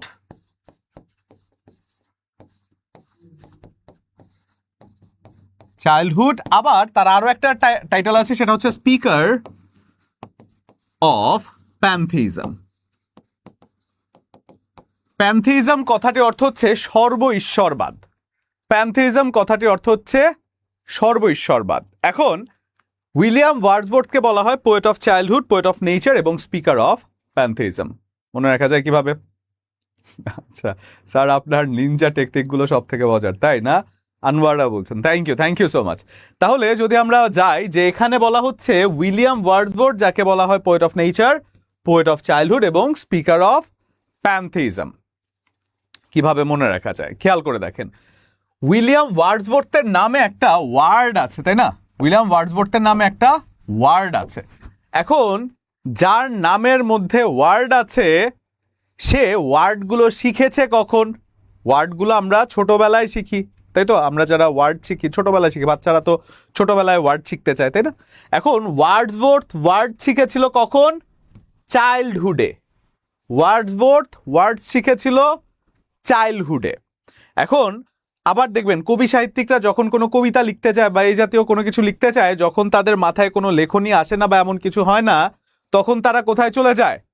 নেচারের কাছে। কোথায় চলে যায় তারা? নেচারের কাছে বা প্রকৃতির কাছে, যাতে করে কবিতার লাইনগুলো তাদের মাথায় আসে। এখন তারা নেচারের কাছে যায় কেন? ওয়ার্ড যেন মাথায় চলে আসে। তাহলে ওয়ার্ড মাথায় আনার জন্য নেচারের কাছে গিয়েছে কে? William Wordsworth. তাহলে ওয়ার্ডসওয়ার্থ পোয়েট অফ হচ্ছে নেচার এবং পোয়েট অফ চাইল্ডহুড। এবং তার আরো একটা টাইটেল আছে, সেটা হচ্ছে স্পিকার অফ প্যান্থিজম। যদিও প্যান্থিজম অর্থ হচ্ছে সর্ব ঈশ্বরবাদ, বাট আমরা এটাকে মনে রাখার স্বার্থে যদি বলি যে সর্ব ঈশ্বরবাদ না বলে প্যান্থার, যদি এটাকে মনে করে নেই যে স্পিকার অফ প্যান্থার, প্যান্থিজম না প্যান্থার বললাম। এখন প্যান্থার মানে কি? চিতাবাঘ। নেচারের কাছে কেউ যখন, নেচার বা প্রকৃতি বললে আমরা জঙ্গল বুঝি, জঙ্গলে আপনি গিয়েছেন, নেচারের কাছে গিয়েছেন, সেই সময় আপনার কথা মানে লেখনী মাথায় আসছিল না, আপনি জঙ্গলের কাছে গিয়েছেন, জঙ্গলে গিয়ে দেখলেন আপনি কি হলো? সেখানে প্যান্থার আছে। প্যান্থার মানে চিতাবাঘ, সেই চিতাবাঘ আপনাকে তাড়া করলো, আপনি চলে আসলেন। তাহলে চাইল্ডহুডে ওয়ার্ড শিখতে নেচারের কাছে গিয়েছেন, নেচারে ছিল প্যান্থার, প্যান্থার আপনাকে তাড়া করলো। এক কথায় পুরোটা শেষ। চাইল্ডহুডে ওয়ার্ড শিখতে গিয়ে নেচারের কাছে গিয়েছেন এবং নেচার থেকে প্যান্থার আপনাকে তাড়া করলো। Speaker of pantheism, poet of nature, poet of childhood, 3টা টাইটেলই কিন্তু বিভিন্ন চাকরির পরীক্ষায় এসেছে। আশা করছি আজকের পর থেকে আর কোনো কনফিউশন এখানে, আর কোনো কনফিউশনের সুযোগই এখানে নাই। তাহলে দেখি এটার আনসার উইলিয়াম ওয়ার্ডসওয়ার্থ। দেখেন আজকের ক্লাসের যে মূল এজেন্ডা সেটি হচ্ছে একটি টপিকের একটি প্রশ্ন দিয়ে আমরা কিভাবে সর্বোচ্চ সেই টপিক থেকে অনেকগুলো জায়গার মধ্যে বিচরণ করতে পারি। আশা করছি সেই জিনিসটা আমরা করতে পারছি। একটা টপিকের একটা প্রশ্ন পড়ছে এবং সেই রিলেটেড অনেক কিছু কিন্তু আমরা একই সাথে অ্যাডাপ্ট করে নিচ্ছি। তাহলে যদি আমরা বলি হু is known as poet of nature, সেটা হচ্ছে উইলিয়াম ওয়ার্ডসওয়ার্থ। দেখেন এই উইলিয়াম ওয়ার্ডসওয়ার্থের সবগুলো টাইটেল আমরা পড়েছি। আবার হচ্ছে কি জন কিটসের যে টাইটেল আছে poet of beauty, say cute, এভাবে কিন্তু আমরা মনে রেখেছি, তাই তো? গেল এটা। এবার আমরা যদি যাই, restoration period in English literature refers to বিভিন্ন লিটারেচারের বিভিন্ন পিরিয়ড প্রায় সময় চাকরি পরীক্ষা এসে থাকে। রেস্টোরেশন পিরিয়ড, জ্যাকোবিয়ান পিরিয়ড, এরপর আপনি বলতে পারেন কি রোম্যান্টিক পিরিয়ড, যেগুলো বেশিরভাগ ক্ষেত্রেই গুরুত্বপূর্ণ। প্রথমেই যদি এই উত্তরটা নেই, রেস্টোরেশন পিরিয়ড কত সাল থেকে শুরু হয়? সেটা শুরু হয় 1660 সাল থেকে। রেস্টোরেশন পিরিয়ডটা শুরু হয় কবে? 1660 সাল থেকে। এখন এটা মনে রাখবো, আমি ধরেন রেস্টোরেশন পিরিয়ড কোনো কিছু জানি না, কিচ্ছু জানি না, কিন্তু এটাকে আমার মনে রাখতে হবে। যদি এটাকে মনে রাখার চেষ্টা করি, আমরা নাম্বার নিয়ে খেলবো। নাম্বার নিয়ে খেলবো কেমন করে? আসেন মজা করে দেখি। ফর এক্সাম্পল, আমরা ক্রিকেট খেলায় স্কোর দেখি, তাই না? ক্রিকেট খেলায় স্কোর দেখি, ধরেন এক ভদ্রলোক 6 বলের মধ্যে 6 6 6 6 6 6 এরকম 6টা 6 মেরেছে। 6 বলে 6টা 6 মেরেছে। একবার যুবরাজ সিং এটা মেরেছিল, তাই তো? 6টা 6 মেরেছে। এখন 6 বলে তো সবসময় 6টা 6 মারা সম্ভব না, তাই না? এখন এক ভদ্রলোক কি করলো জানেন? সে প্রথম বলে একটা 1 রান করেছে, তারপরের বলে একটা 6 মেরেছে, তারপরের বলে একটা 6 মেরেছে। এখন 6 কি গাছের মোয়া যে চাইলেই মারা যাবে?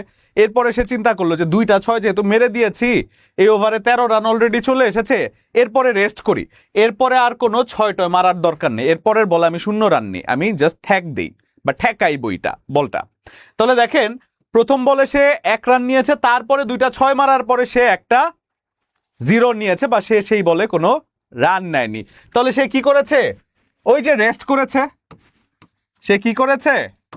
রেস্ট করেছে। সে 2টো 6 মারার পরে রেস্ট করেছে। এবার দেখেন তো, আর কনফিউশন হওয়ার কোনো সুযোগই নাই। এবার আর কনফিউশন হওয়ার কোনো সুযোগ নাই। 2টা 6 মেরে তারপরে সে রেস্ট করেছে। মজা না জিনিসটা? I wish I could be my teacher, তাই না? আমি নিজে এগুলো যেভাবে পড়েছিলাম, আপনাদেরকে কিন্তু সেভাবে পড়াচ্ছি না। আমার নিজের একটু কষ্ট করে মনে রাখতে হয়েছে, বাট যখন এগুলোকে টেকনিক করে একেবারে মজা করে আমরা পড়ে ফেলছি, এটা কিন্তু আর দ্বিতীয়বার আপনাকে আসলে পড়তে হবে না। এটা এমনিতেই আপনার মনে থেকে যাবে। ওই যে 2 বলে 2টা 6 মেরে তারপরে 0 নিয়ে সে রেস্ট করছে, ঝামেলা শেষ এখানে। Restoration period 1660। এখন আরো কিছু পিরিয়ড রয়েছে, যার মধ্যে রোম্যান্টিক পিরিয়ড খুব গুরুত্বপূর্ণ। রোম্যান্টিক পিরিয়ড, রোম্যান্টিক পিরিয়ড হচ্ছে 1798 থেকে 1832। রোম্যান্টিক পিরিয়ডটা হচ্ছে 1798 থেকে 1832। কিভাবে মনে রাখা যায় খেয়াল করে দেখি। একজন মানুষ রোম্যান্টিক থাকে 32 বছর বয়স পর্যন্ত। একজন মানুষ রোম্যান্টিক থাকে 32 বছর বয়স পর্যন্ত, তারপরে সে একটু বুড়া হয়ে যায়। মানে 32-এর পরে যখন আপনি চাকরি বাকরি পেয়ে গিয়েছেন, তখন আর কিসের জীবন, কিসের যৌবন, কিসের রোম্যান্টিসিজম? তখন বাসার মধ্যে থাকলে একটু ভালো লাগবে, তাই না? তো সবাই এই টেকনিকে যদি মনে রাখি যে 32 বছরের বেশি যদি কেউ হয়ে যায়, আচ্ছা ক্লাসে মনে হয় আরেক টেকনিক দিয়ে পড়েছে, যাই হোক টেকনিক এখন বানিয়েছে এটা, ওই যে 660 এটা মাত্র বানিয়েছি প্রশ্ন দেখে। তো আগে হয়তো আরেকটা দিয়ে পড়েছে, এখন আরেকটা দিয়ে পড়ালাম আর কি। এনিওয়েজ, তাহলে যদি বলি যে আমরা রোম্যান্টিক থাকি সাধারণত 1832-এর শেষে 32, তাহলে আমরা রোম্যান্টিক থাকি সাধারণত 32 বছর বয়স পর্যন্ত। যদিও এটা একেবারেই বানোয়াট কথাবার্তা। 32 হয়ে গেলে যে আপনি চিন্তা করে নেবেন যে না তুমি তো রোম্যান্টিক না, তাহলে কিন্তু হবে না। এটা মনে রাখার স্বার্থে আমরা অনেক কিছুই বলতে পারি, তাই তো? এখন আরেকটা আসি, জ্যাকোবিয়ান পিরিয়ড। জ্যাকোবিয়ান পিরিয়ড, যা হচ্ছে 1603 থেকে 1625, এটাও পরীক্ষা আসে। জ্যাকোবিয়ান পিরিয়ড, যা হচ্ছে 1603 থেকে 1625। এখন এটাকে কিভাবে মনে রাখা যায়? দেখেন, টাইটানিক সিনেমা আমরা যারা দেখেছি, আমরা সেই সিনেমার মধ্যে নায়কের নাম ছিল হচ্ছে জ্যাক। টাইটানিক সিনেমার নায়কের নাম ছিল জ্যাক। এখন এই জ্যাক ছেলেটা খুবই ইয়াং ছিল, তাই না? এই জ্যাক ছেলেটা খুবই ইয়াং ছিল, এবং যার বয়স 25-এর মধ্যেই হবে, 25-এর বেশি তার বয়স হবে না। তাহলে জ্যাকের বয়স কত পর্যন্ত যেতে পারে? 1603 থেকে 1625, মানে 25-এর মধ্যে সে সীমাবদ্ধ থাকবে, তাই তো? তাহলে যদি আমরা বলি 1603 থেকে 1625, জ্যাকের বয়স 25-এর মধ্যেই সীমাবদ্ধ। আশা করছি এটা নিয়েও আর কনফিউশন হবে না। তাহলে দেখেন, একটা প্রশ্ন নিয়ে আমরা কিন্তু কয়েকটা লিটারেরি ডিউরেশন আমরা দেখে ফেললাম, তাই তো? চাকরি পেতে পেতে রোমান্টিক বয়স চলে যায়। হ্যাঁ, এটা একটা সত্যি কথা বলেছেন রাজীব। আচ্ছা, টাইটানিকের জ্যাক, এক্স্যাক্টলি এটা এইভাবে মনে রাখা যায়। তাহলে বলেন, এটাকে আশা করছি একটা প্রশ্ন দিয়ে যেগুলো পড়ে ফেললাম, আশা করছি এগুলো আর আমরা ভুলবো না। এরপরে যদি বলি হুই is the author of A farewell to arms, A farewell to arms এটা কে লিখেছে? এটা কে লিখেছে বলেন তো, এটার অ্যান্সার করেন দেখি। A farewell to arms, who wrote a farewell to arms, কে লিখেছে? এ ফেয়ারওয়েল টু আর্মস কে লিখেছে কমেন্ট করেন।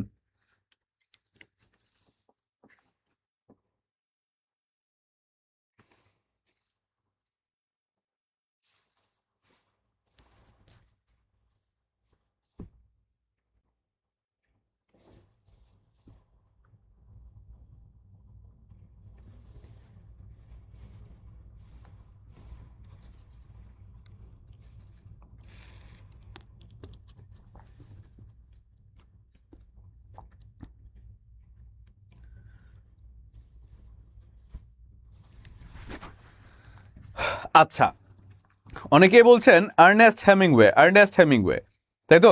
এ a a a farewell to arms is written by কে? Ernest Hemingway, exactly. Ernest Hemingway লিখেছেন এ ফেয়ারওয়েল টু আর্মস। এখন তার আরো যে গ্রন্থগুলো আছে সেগুলোকে একটু মনে রাখার চেষ্টা করি। আর্নেস্ট হেমিংওয়ের আরো যে গ্রন্থগুলো আছে, আর কি কি গ্রন্থ আছে? আর্নেস্ট হেমিংওয়ের আরো গ্রন্থ হচ্ছে দ্য সান অলসো রাইজেস, এরপরে হচ্ছে কি the old man and the sea, এবং আমি যদি বলি আরো একটা গ্রন্থ হচ্ছে কি ফর হুম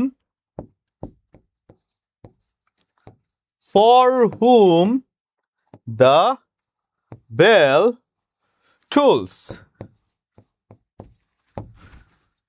এই চারটা গ্রন্থ হচ্ছে আর্নেস্ট হেমিংওয়ের সব থেকে পপুলার, যেগুলো চাকরির পরীক্ষায় সাধারণত এসে থাকে। এখন মনে রাখার যদি চেষ্টা করি সবগুলো গ্রন্থ একসাথে, দেখেন তার নামের মধ্যে একটা ওয়ে আছে, তাই না? Ernest Hemingway a farewell to arms কে লিখেছেন? আর্নেস্ট হেমিংওয়ে, আর্নেস্ট হেমিংওয়ে লিখেছেন এ ফেয়ারওয়েল টু আর্মস। তাহলে এটা কিভাবে মনে রাখা যায় খেয়াল করে দেখি। দেখেন সাধারণত আমরা ওয়ের কথা যদি চিন্তা করে দেখি, ধরেন কোন এক ভদ্রলোক আর্মসের ফেয়ারওয়েল দিচ্ছে। আর্মসের ফেয়ারওয়েল মানে কি? আর্মসের ফেয়ারওয়েল মানে আর্মসের জন্য যা করা উচিত, মানে আর্মস মানে হচ্ছে আমাদের বাহু, তাহলে বাহুর ফেয়ারওয়েল দেয়া মানে হচ্ছে বাহুর জন্য যা করা উচিত সেটা করা, মানে এক্সারসাইজ করা। তাহলে বাহুর ফেয়ারওয়েল বা আর্মসের ফেয়ারওয়েল কোথায় দিচ্ছে সে দিচ্ছে ওয়েতে। ওয়ে মানে কি? রাস্তায়, মানে জগিং করছে আর কি, কেউ একজন জগিং করছে হচ্ছে রাস্তায়। আর্মসের ফেয়ারওয়েল দিচ্ছে সে কোথায়? রাস্তায়। এখন সে যখন আর্মসের ফেয়ারওয়েল দিচ্ছে রাস্তায়, ঠিক সেই সময় দ্য সান অলসো রাইজেস, মানে সূর্য সে সময় উঠছিল, সূর্য ঠিক সেই সময় উঠছিল। এবং সে যে আর্মসের ফেয়ারওয়েল দিচ্ছে, সে ফেয়ারওয়েলটা দিচ্ছিল কোথায়? সমুদ্রের তীর ধরে, মানে সে জগিং যে রাস্তায় করছিল সে রাস্তাটা ছিল সমুদ্রের পাশ ঘেঁষে। তাহলে the old man and the sea, সে সমুদ্রের পাশ ঘেঁষে হাঁটছিল বা আর্মসের ফেয়ারওয়েল দিচ্ছিল। এবং এরপরে বলা হচ্ছে for whom the bell tolls, সে যখন আর্মসের ফেয়ারওয়েল রাস্তার পার ঘেঁষে দিচ্ছিল, ঠিক সে সময় তার বাসার মধ্যে একটা বেল বেজে উঠেছিল, তার বাসায় একটা বেল বেজে উঠেছিল। এবং সে মনে মনে চিন্তা করলো যে আমি তো বাইরে, বাসায় তো আর কেউ নাই, কার জন্য বেলটি বাজে? For whom the bell tolls. তাহলে farewell to arms, the old man and the sea এবং for whom the bell tolls, এই তিনটি গ্রন্থই লিখেছেন কে? Ernest Hemingway. এই তিনটি গ্রন্থই লিখেছেন হচ্ছে আর্নেস্ট হেমিংওয়ে। ক্লিয়ার? মনে থাকবে? তাহলে আর্নেস্ট হেমিংওয়ের যতগুলো গ্রন্থ আছে সবগুলো কিন্তু আমরা পেয়ে গেলাম। স্যার আপনার লেফট হ্যান্ডের রাইটিংটা দারুণ। আচ্ছা, থ্যাংক ইউ সো মাচ। আচ্ছা, তাহলে আর্নেস্ট হেমিংওয়ে, দেখেন একটা প্রশ্ন ধরে আমরা তার যতগুলো লেখনী আছে সবগুলো কিন্তু পেয়ে যাচ্ছি। আশা করছি এটা আপনারা মনে রাখবেন। এরপরে যদি আমরা যাই, বলা হচ্ছে দ্য পেন রাইটস ওয়েল। এখানে রাইটস ভার্বটি কি? রাইটস ভার্বটি কি হিসেবে কাজ করছে বলেন? রাইটসটা কি হিসেবে কাজ করছে? এটা আপডেটেড হচ্ছে না, এটাই থাকবে।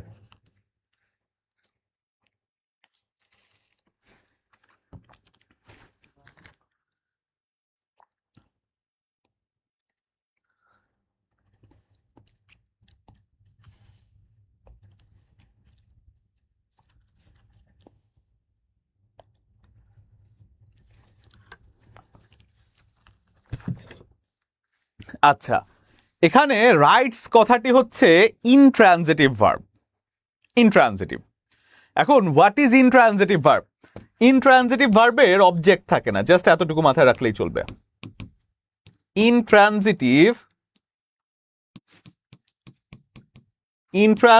ভার্ব এর অবজেক্ট থাকে না। অবজেক্ট থাকে না। ইনট্রানজিটিভ ভার্বের অবজেক্ট থাকে না। এবং অবজেক্ট আমরা কিভাবে খুঁজে পাই? কোন একটি সেন্টেন্সকে হোয়াট অথবা কোন একটি সেন্টেন্সের ভার্বকে হোয়াট অথবা হুম কথাটি দিয়ে প্রশ্ন করে, তাই তো? হোয়াট অথবা হুম কথা দিয়ে প্রশ্ন করে। এখন আমরা যদি বলি রাইটস, এই যে এখানে দ্য পেন রাইটস ওয়েল, এখানে রাইটস কে যদি আমি প্রশ্ন করি কি অথবা কাকে, হোয়াট কি এবং হুম কি কাকে। এখন কি অথবা কাকে দ্বারা প্রশ্ন করলে কোনো উত্তর কিন্তু পাওয়া যাচ্ছে না। পাওয়া যায়? আপনারা দেখছেন এখানে ওয়েল কথাটি আছে। ওয়েল কথাটি থাকলেই কি সেটি অবজেক্ট? মোটেও না। ওয়েল কথাটি থাকলেই সেটি অবজেক্ট হবে? মোটেও না, কারণ এটি হচ্ছে একটা অ্যাডভার্ব। তাই যদি আমরা বলি যে যখন বলা হচ্ছে দ্য পেন রাইটস ওয়েল, এই ওয়েল কথাটি কি বা কাকে দ্বারা প্রশ্নের উত্তরে যেহেতু পাওয়া যাচ্ছে না, তাই আমরা সেটাকে অ্যাডভার্ব বলতে তো পারবোই না, সেটাকে আমরা বলবো, সরি, এটাকে আমরা ট্রানজিটিভ ভার্ব তো বলতে পারবোই না, এটাকে আমরা বলবো ইনট্রানজিটিভ ভার্ব। তাই তো? গেল এটা। এরপরে চুজ দ্য কারেক্ট সেন্টেন্স। বলেন এটা কি হবে? খুবই কমন প্রশ্ন, সাবজেক্ট ভার্ব এগ্রিমেন্টের। দেখি এটার অ্যান্সার কি করেন। ইনট্রানজিটিভ, আচ্ছা অনেকেই আমরা পাচ্ছি, ভেরি গুড। এটার অ্যান্সার কি হবে বলেন?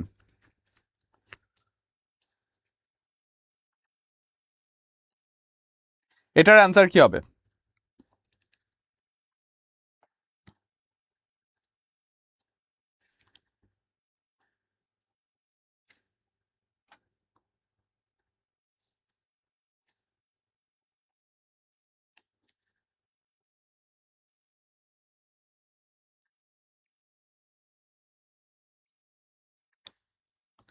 আচ্ছা, C C C one of the boy are absent. এটা কি বললেন? সি কে বললেন? সুমাইয়া, ভুল হয়েছে তো স্যার, ভুল হয়েছে, হয়নি হয়নি হয়নি, অন্তরাত্মাই সব। One of the boys is absent. আচ্ছা, শিরায় শিরায় গরম রক্ত, আমি সজল স্যার ভক্ত। ওকে, থ্যাংক ইউ সো মাচ। আচ্ছা, তাহলে লিখে ফেলেন তো, এটা বলেন এটা কি হবে? Choose the correct sentence. এটা কি হবে? One of the friends is absent, তাই তো? One of the friends is absent. আচ্ছা, এটা হচ্ছে এমন একটা জায়গা যেখানে কোন একটি সেন্টেন্সে one of, each of, either of, neither of এই জাতীয় শব্দগুলো যদি কোনো একটি সেন্টেন্সে থাকে, এর পরবর্তী নাউনটি প্লুরাল হয় কিন্তু তার পরবর্তী ভার্বটি সিঙ্গুলার হয়ে যায়। আমরা যদি বলি ওয়ান অফ, এটাকে একটু বড় করে আমরা লিখে নিই, হ্যাঁ। আমরা যদি বলি ওয়ান অফ, এর পরবর্তী নাউনটি প্লুরাল হবে, নাউনটি প্লুরাল হবে, কিন্তু তার পরবর্তী ভার্বটি কি হয়ে যাবে? ভার্বটি হয়ে যাবে সিঙ্গুলার। তাহলে এর পরবর্তী নাউনটি প্লুরাল হলেও এদের ভার্বটি কি হয়ে যায়? সিঙ্গুলার। তাহলে যদি আমরা যাই ওয়ান অফ, এরপরের নাউনটা আমরা কি খুঁজবো? প্লুরাল। দেখেন ওয়ান অফ দ্য বয় হবে না, অ্যান্সার বাদ। এটাও হবে না, অ্যান্সার বাদ। তাহলে ওয়ান অফ দ্য বয়েজ এবং ওয়ান অফ দ্য বয়েজ, এই দুটো জায়গা গেল, এই দুটোর মধ্যে যে কোনো একটা অ্যান্সার। এরপরে কি বলেছি? ভার্বটি সিঙ্গুলার হবে। এখানে ইজটা সিঙ্গুলার আছে, আর প্লুরাল আছে, তাহলে আর হবে না, ইজটা হচ্ছে কি সিঙ্গুলার। তাহলে এটাই অ্যাপ্রোপ্রিয়েটলি আমাদের মিলে যাচ্ছে, one of the boys is absent. দেখেন খুব সহজেই কিন্তু এটা মিলে যাচ্ছে, one of the boys is absent. এবার যদি বলি which one is correct spelling, কোনটি কারেক্ট স্পেলিং বলেন? এটা খুবই ট্রিকি একটা জায়গা যেখান থেকে সাধারণত প্রশ্ন আসে। বলেন which one is correct spelling?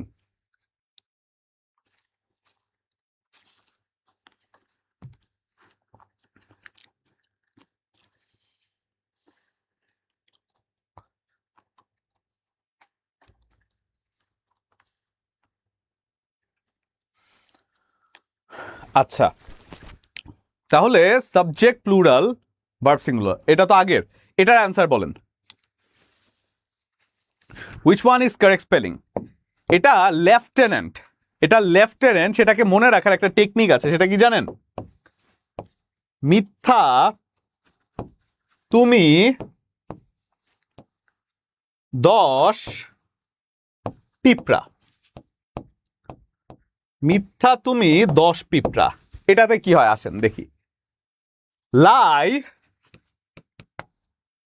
তুমিতে কি হয়? ইউ, 10-এ কি হয়? 10, আর পিঁপড়াতে কি হয়? অ্যান্ট, হয়ে গেল লেফটেন্যান্ট। মিথ্যা তুমি 10 পিঁপড়া, লাই ইউ 10 এন্ট। তাই তো? আমার নামটা জানতে চান? এই ইয়েতে ভিডিওতেই তো লেখা আছে, ক্লাসের শুরুতেই তো ক্যাপশনে মনে হয় দেওয়া আছে আমার নাম। আমার নাম হচ্ছে জাহিদুল ইসলাম সজল। হ্যাঁ, আচ্ছা, তাহলে যদি আমি বলি মিথ্যা তুমি 10 পিঁপড়া, এক্স্যাক্টলি, তাহলে মিথ্যা তুমি 10 পিঁপড়াতে লাই ইউ 10 অ্যান্ড, দেখেন লেফটেন্যান্ট মিলে যাচ্ছে, লাই ইউ 10 অ্যান্ড। তাহলে দেখি অ্যান্সারটা কোনটায় যায়। প্রথমটাই লাই ইউ 10 অ্যান্ড, অ্যান্সার হয়ে যাচ্ছে। এরপরে আসেন the antonym of the word generous. জেনারাসের অ্যান্টোনিমটা কি? জেনারাস যে কথাটি অর্থ হচ্ছে কি? মহানুভব, মহানুভব। জেনারাস যে কথাটি অর্থ হচ্ছে মহানুভব, জেনারাস, মহানুভব বা উদার, এরকম কিছু আমরা বুঝি, তাই তো? তাহলে জেনারাস যেটি হয় উদার, তার একটা অ্যান্টোনিম বা বিপরীত শব্দ হতে পারে কি? স্টিং, স্টিঙ্গি, তাই তো? তার অ্যান্টোনিম যার অর্থ হচ্ছে কি মিতব্যয়ী অথবা কৃপণও বলা যায়, এটাকে কৃপণও বলা যায়। তাহলে এটাকে কিভাবে আমরা মনে রাখতে পারি যে জেনারাস যার অ্যান্টোনিমটা হচ্ছে স্টিঙ্গি। যদি খেয়াল করে দেখি জেনারাস, জেনারাস মানে হচ্ছে কি? উদার, যে অনেক কিছু জানে, জেনেকে উচ্চারণগত দিক থেকে আপনি যদি বলেন যে অনেক কিছু জানে, অনেক জ্ঞান সম্পন্ন মানুষ যে অনেক কিছু জানে সে কিন্তু উদার টাইপের হয়। যে অনেক জ্ঞান সম্পন্ন মানুষ হয় সে হচ্ছে কি? উদার টাইপের হয়। অপরদিকে যে কিনা স্টিঙ্গি সে হচ্ছে টাকা পয়সা বেশি খরচ করতে চায় না, সে হচ্ছে একটু কেমন যেন। এখন দেখেন স্টিঙ্গি কথাটির মধ্যে এসটা বাদ দিলে দেখেন একটা টিঙ্গি কথাটা লেখা আছে, টিঙ্গি। টিঙ্গির শুরুটাতে আমি যদি বলি টিন আছে, তাই না? TIN, tin. আমাদের ট্যাক্সের ভাষায় সেটাকে টিন বলে, ট্যাক্স আইডেন্টিফিকেশন নাম্বার, তাই তো? কিন্তু আপনি যদি এটা টিনের বাড়ি চিন্তা করেন, কেউ একজন খুবই মিতব্যয়ী সে চিন্তা করলো দালান কোঠায় থাকবো না, আমি কিসে থাকবো? টিনের বাড়িতে থাকবো। সে দালান কোঠায় থাকবে না, সে থাকবে হচ্ছে কি? এই টিনের বাড়িতে, স্টিঙ্গি। তাহলে সে কৃপণ বা মিতব্যয়ী বিধায় সে হচ্ছে টিনের বাড়িতে থাকবে। তাহলে the antonym of the word generous, যেটার অ্যান্টোনিম হয়ে যাচ্ছে কি? স্টিঙ্গি। আশা করছি এটা আর ভুলবো না আমরা। গেল এটা। এবার আমরা যদি বলি 51তম বিসিএস, এখন হচ্ছে মোরাল অফ দ্য স্টোরি। আমরা এতক্ষণ ধরে যে ক্লাসগুলো করলাম প্রত্যেকটা প্রশ্নই টেকনিক দিয়ে পড়েছি এবং প্রত্যেকটা প্রশ্নে একটা প্রশ্নের লেজ ধরে অনেকগুলো প্রশ্ন আমরা পড়ার চেষ্টা করেছি।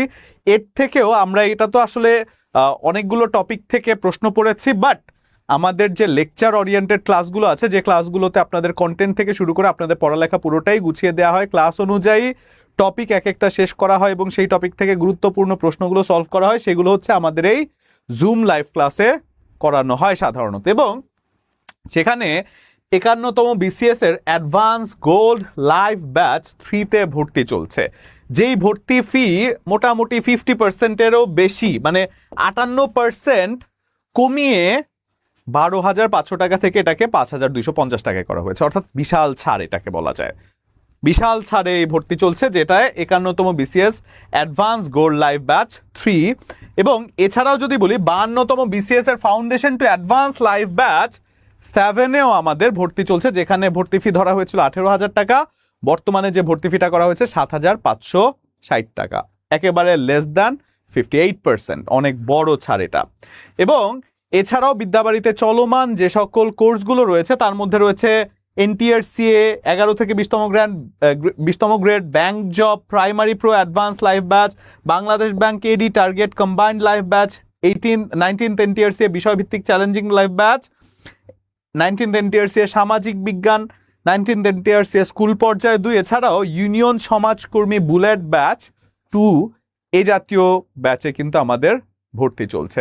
এবং এই ভর্তি সংক্রান্ত যে কোনো তথ্যের জন্য আপনার যদি প্রয়োজন হয় বা ভর্তি হতে চান অথবা বিদ্যাবাড়ির কোর্সগুলো সম্পর্কে জানতে চান এবং কোন কোর্সে এখন রিসেন্টলি ক্লাস শুরু হবে বা কোন কোর্সটি হচ্ছে সামনে আমাদের প্ল্যান আছে, অথবা চাকরি সংক্রান্ত যে কোনো তথ্যের জন্যই কিন্তু, চাকরির নিউজ সংক্রান্ত যে কোনো তথ্যের ক্ষেত্রেই কিন্তু এই নাম্বারে আপনারা আপনাদের মানে আমাদের এই হটলাইন নাম্বারে ফোন দিয়ে কিন্তু যোগাযোগ করতে পারেন। এবং এই হটলাইন নাম্বারে ফোন দিলে আমাদের প্রতিনিধি আপনাকে তথ্য সংক্রান্ত যে কোনো সহযোগিতা বলেন সেই সহযোগিতাগুলো কিন্তু করানো হবে, তাই তো? তাহলে এই জায়গাতেই আমরা যদি বলি, এছাড়াও বিদ্যাবাড়ির যে ফেসবুক পেজ আছে, বিদ্যাবাড়ির যে ওয়েবসাইট আছে এবং বিদ্যাবাড়ির যে ইউটিউব চ্যানেল আছে, এদের মাধ্যমেও কিন্তু আপনারা বিদ্যাবাড়ির সাথে আমাদের সাথে চাইলে যোগাযোগ করতে পারেন। এবং আজকের ক্লাসটি একেবারেই শেষ করব, বাট শেষ করার সময় একটা কথা বলতে চাই। সে কথাটি হচ্ছে যে যখন আমরা চাকরির প্রিপারেশন নিচ্ছি অনেক সময় আমরা হয়তো বা খেই হারিয়ে ফেলি, বা আমরা অনেক সময় হতাশ হয়ে যাই, বা অনেক লেন্দি প্রসেস বা অনেক দিন ধরে প্রিপারেশন নিতে হয় দেখে আমরা হয়তো বা সেই মোটিভেশনটা ধরে রাখতে পারি না। অনেকাংশেই দেখা যায় আমরা মানে পরে যে কোনো কিছুতে একটা কম্প্রোমাইজ করে ফেলি। এখন যতটাই আমরা কম্প্রোমাইজ করি না কেন, মানে কম্প্রোমাইজটাই একমাত্র আমাদেরকে কিন্তু থামিয়ে দেয়, বা আমাদের যে অগ্রগতি আছে বা আমাদের যে পরিকল্পনা আছে সেই পরিকল্পনায় বাধা সৃষ্টি করে। তো সেজন্য আমাদের লক্ষ্যে পৌঁছানো এবং বর্তমানে যে অবস্থায় আছি সেই অবস্থার থেকে যদি উত্তরণ করতে চাই, আমাদের লক্ষ্যে পৌঁছানোর জন্য আমরা বর্তমান অবস্থা থেকে যদি উত্তরণ করতে চাই, তাহলে প্রথম ধাপটি হতে পারে আপনার ঠিক এই মুহূর্তের যে কোনো একটি অ্যাকশন যেটি আপনি লক্ষ্যের দিকে ধাবিত হচ্ছেন। আপনার লক্ষ্যের কথা চিন্তা করার দরকার নাই, আপনি কেবল আপনার ফুট স্টেপের কথা চিন্তা করেন যে আপনি আপনার ফুট স্টেপে কতটুকু এগিয়েছেন। লক্ষ্য অনেক দূরে ঠিক আছে, কিন্তু আপনি এক পা করে যে এগোচ্ছেন, that is what success demands, that is what success requires. এক পা করে এগিয়ে যান, দেখবেন এক সময় এত দূরে চলে গিয়েছেন যে আপনার পেছন থেকে যারা আছে তারা হয়তো অ্যাপয়েন্টমেন্টই নিচ্ছে আপনার সাথে কথা বলার জন্য। সেই শুভকামনা রইল এবং সেই প্রত্যাশা রেখে আজকে ক্লাসটি শেষ করছি। সবাইকে ধন্যবাদ সাথে থাকার জন্য, এবং বিশেষ ধন্যবাদ তাদেরকে যারা ওই যে ক্লাসের মাঝখানে কিছুক্ষণ সময় আমাদের একটু প্রবলেম হয়েছিল, টেকনিক্যাল প্রবলেম হয়েছিল, এরপরেও যারা ক্লাসের মধ্যে একেবারে 300+ স্টুডেন্ট বসেছিলেন, তাদেরকে অন্তরের অন্তঃস্থল থেকে ভালোবাসা, কৃতজ্ঞতা এবং শ্রদ্ধা রইল তাদের প্রতি, তাদের এফোর্টের প্রতি। এবং দোয়া করছি এবং বিশ্বাস করছি যে সৃষ্টিকর্তা এই ডেডিকেশনের নিশ্চয়ই কোনো না কোনো ভালো ফলই দিবে। ভালো থাকেন সবাই, ধন্যবাদ সবাইকে, আসসালামু আলাইকুম।